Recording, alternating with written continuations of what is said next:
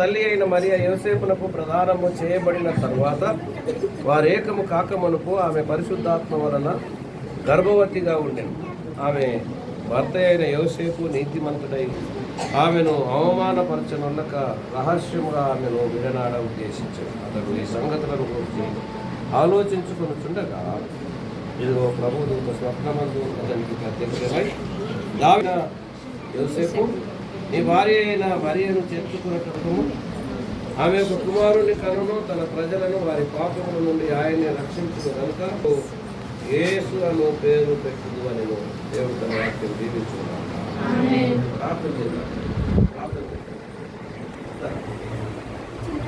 బిడ్డని కోరుకోండి.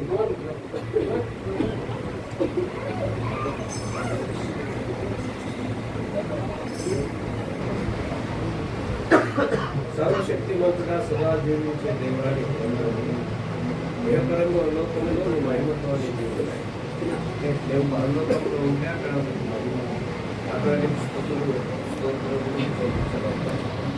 మేము భూలోకాలందరూ మళ్ళీ వికృతి చేరి మీ కొరకు కాలము చేయడము వాటిలో ఎవరేసు తీసుకుంటారు దేవుని పరిశుద్ధాత్మని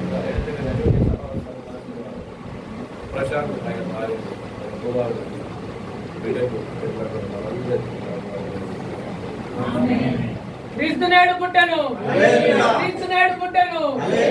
happy happy Christmas, merry merry Christmas, happy happy Christmas, happy Christmas, merry Christmas, merry Christmas, happy Christmas.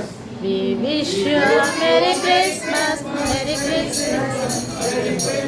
We wish you a Merry Christmas and a Happy New Year, and a Happy New Year, and a